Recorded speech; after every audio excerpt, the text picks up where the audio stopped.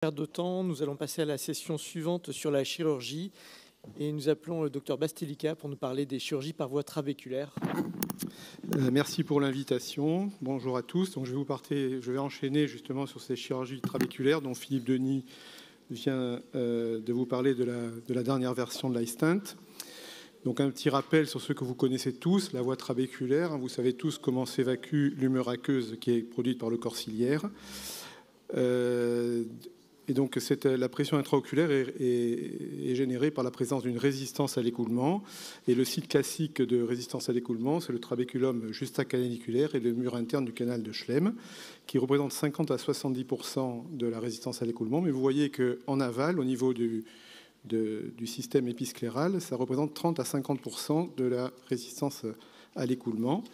Et plus particulièrement lorsque les pressions intraoculaires sont basses, comme par exemple dans le glaucome à pression normale.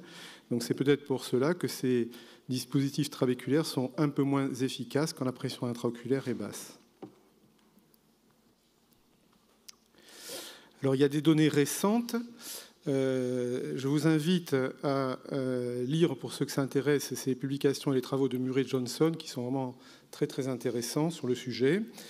Et donc on s'est rendu compte, et il nous propose un mécanisme différent que le mécanisme passif habituel de débit de l'humeur aqueuse, avec un mécanisme actif qui serait contrôlé par une pompe, la pompe trabéculaire. Et donc c'est la compression pulsatile du canal de Schlemm par le réseau trabéculaire qui provoquerait un écoulement de l'humeur aqueuse. Ça, c'est la première chose. Et la deuxième chose, c'est que ces travaux et ces études histologiques ont montré que le canal de Schlemm, il était doté de valves d'entrée et de sortie qui pouvaient s'ouvrir et se fermer, et donc contrôler la vidange du Schlemm dans le système d'aval. D'autres données récentes nous ont montré, de par, comme vous l'a montré Philippe il y a quelques secondes, quelques minutes, que l'écoulement de l'humeur aqueuse était plutôt segmentaire qu'uniforme, c'est-à-dire il ne se fait pas de la même manière sur les 360 degrés de l'angle iridocornéen, et il se fait préférentiellement dans le cadran nasal inférieur, là où se trouve un nombre plus élevé de canaux collecteurs et de veines aqueuses. Et les études en angiographie aqueuse ont montré que ce schéma était conservé au niveau du système veineux épiscléral. Enfin, alors qu'on pensait que vraiment tout le problème se situait au niveau du trabéculum juxtacaniculaire et que les autres éléments du trabéculum, le trabéculum cornéoscléral et uvéoscléral, ne servaient pas à grand-chose, mais on s'est rendu compte que la perte de perméabilité, elle intéressait toute l'épaisseur du maillage trabéculaire et que chaque élément du trabéculum était important. Deuxième élément important, on a pu constater un effondrement du canal de Schlemm avec réduction à la fois de sa surface et de son volume. Et enfin, une fermeture des canaux collecteurs en aval du fait de la protrusion interne du mur externe du canal de Schlemm dans les ostias des canaux collecteurs. Et donc toutes ces nouvelles données sont importantes lorsqu'on va considérer les mix trabéculaires. Alors tout d'abord, il est bon de repréciser, vous le savez tous bien sûr, mais qu'est-ce que c'est qu'un mix? Et ça, c'est Heik Hamed, qui est un peu le pape de cette chirurgie, qui a présenté les 5 critères qui doivent qualifier les mix. D'abord, une implantation ab interno en cornée claire. Ensuite, un traumatisme minime pour les tissus ciblés, c'est-à-dire le trabéculum, le canal de Schlemm ou éventuellement la voie uvéosclérale. Une récupération rapide avec peu d'impact sur la qualité de vie des patients. Et surtout, ça c'est le paramètre le plus important, ces chirurgies doivent être sûres. Ça se fait peut-être un petit peu aux dépens de l'efficacité, mais dans ce type d'intervention, contrairement aux chirurgies filtrantes classiques, ce qu'on privilégie, c'est la sécurité de l'intervention. Alors les mix trabéculaires, leur objectif, c'est de restaurer l'écoulement de l'humeur aqueuse par ces émoncteurs naturels. Et on les oppose donc aux chirurgies filtrantes classiques qui, comme vous le savez, ne vont pas emprunter la voie physiologique, mais vont effectuer un court-circuit directement de la chambre antérieure à l'espace sous-conjonctival. Et donc pour ce faire, on a plusieurs moyens. On peut contourner le trabéculum, ce sont les bypass dont on va parler. On peut ablater le trabéculum. On peut dilater le canal de Schlemm. On peut rouvrir les canaux connecteurs en inversant les hernies du trabéculum et on peut également dilater les canaux connecteurs en aval. Mais quel que soit le mécanisme utilisé, il faut garder à l'esprit que ces techniques vont être limitées, la baisse de pression va être limitée par l'obstacle situé en aval, c'est-à-dire par la pression veineuse épisclérale. Donc il ne faut pas espérer en général descendre en dessous de 9-10 mm de mercure, quelle que soit la technique utilisée. Alors les mix par ablation, on peut appeler ça trabéculotomie, trabéculectomie ab interno, goniectomie. Donc c'est tous le même principe. On va retirer un petit peu de trabéculum, alors avec différents instruments, du plus perfectionné qui est le trabectome, au moins perfectionné qui est l'aiguille 25 gauge. Donc vous voyez les différentes possibilités. Donc l'intérêt de ces techniques, c'est que jusqu'à maintenant les autres ne sont pas utilisables en solo, sauf maintenant lorsqu'on aura à disponibilité l'iStent Infinite. Mais donc elles peuvent être utilisées en solo. Elles entraînent des baisses de pression intraoculaire d'environ 20 à 30%. Donc elles sont plutôt limitées dans leur utilisation pour les glaucomes débutants à modérés. Mais toutes peuvent entraîner des hyphémas et des pics d'hypertonie oculaire. Toutes présentent un risque de traumatisme pour la paroi externe du canal de Schlemm et le canal connecteur, ce qui peut engendrer une fibrose et donc un échec de ces techniques. Et enfin, on manque vraiment cruellement d'études robustes et de preuves scientifiques, notamment concernant leur efficacité à long terme. Deuxième type de technique, les techniques qui vont abaisser la PIO en dilatant le canal de Schlemm et en essayant de rouvrir la voie distale. Donc l'intérêt, c'est qu'elle dilate le canal de Schlemm sur 360 degrés, elle supprime les hernies trabéculaires, elle permet le recrutement de nouveaux canaux collecteurs, et tout en préservant le mécanisme de pompe trabéculaire dont je vous ai parlé il y a 2 minutes. Alors ces techniques sont au nombre de 2, l'Omni et la BIC.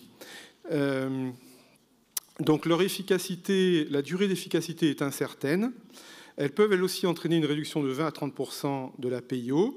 Elles peuvent être combinées à une trabéculotomie, mais là on change de technique puisqu'on va déchirer le trabéculum sur 180 ou 360 degrés.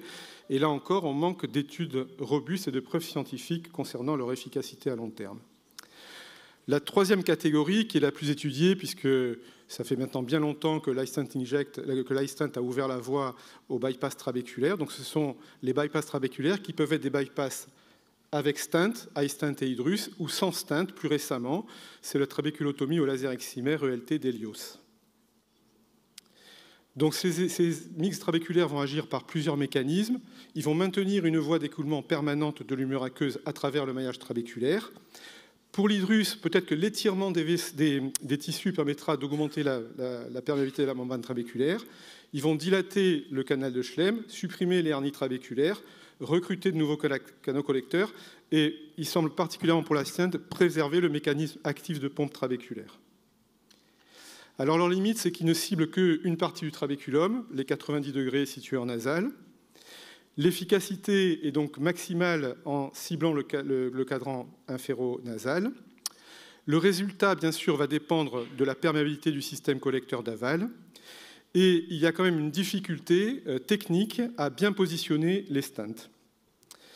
Alors le positionnement du stent, je vais insister un petit peu, c'est particulièrement important. Tout d'abord, parce que s'il est mal positionné, comme ici l'hydrus, c'est-à-dire qu'avec l'extrémité qui est un peu trop en chambre antérieure, on peut avoir des complications à long terme, notamment des décompensations endothéliales, et on peut également avoir des syndromes uvéites glaucomes. Donc important de positionner l'hydrus correctement si vous l'utilisez. Ensuite, bien sûr, l'iStent nécessite un bon positionnement, et là je vais insister un peu plus sur l'iStent parce que j'ai beaucoup plus d'expérience. Donc il faut déjà le placer au bon endroit. Ça semble évident, mais si vous le mettez dans l'anneau de Schwalbe ou dans l'éperon scléral, vous aurez un effet bien sûr bien moindre. Alors pour ça, il faut faire attention à l'erreur de parallaxe. Et en ce qui me concerne, ça fait maintenant 7 ans que je mets des iStents. Je n'ai jamais mis un iStent trop en avant. Il m'est arrivé d'en mettre trop en arrière, mais trop en avant, jamais. Donc n'hésitez pas à positionner l'injecteur en avant. Ensuite, une fois qu'on a réussi à le mettre dans le bon plan, il y a encore 2 plans qu'il faut respecter. Il faut le mettre particulièrement perpendiculaire, donc dans le plan sagittal et dans le plan horizontal. Donc pour ça, idéalement, le plus facile, c'est de le mettre directement en face de votre incision. Mais dans ce cas-là, vous aurez le premier iStent qui sera bien positionné, et quand vous allez tourner de 30 degrés, le deuxième, il sera assez mal positionné. Donc pour être... La bonne moyenne, c'est non pas de se mettre en face, mais de se mettre en gros à 10-15 degrés de part et d'autre de la ligne horizontale. La deuxième chose, c'est qu'il faut qu'il soit aussi bien positionné dans un plan sagittal. Alors, idéalement, pour pouvoir le positionner bien perpendiculairement au canal de Schlem, il faudrait passer par la chambre postérieure. Ce que vous le concevez n'est pas possible.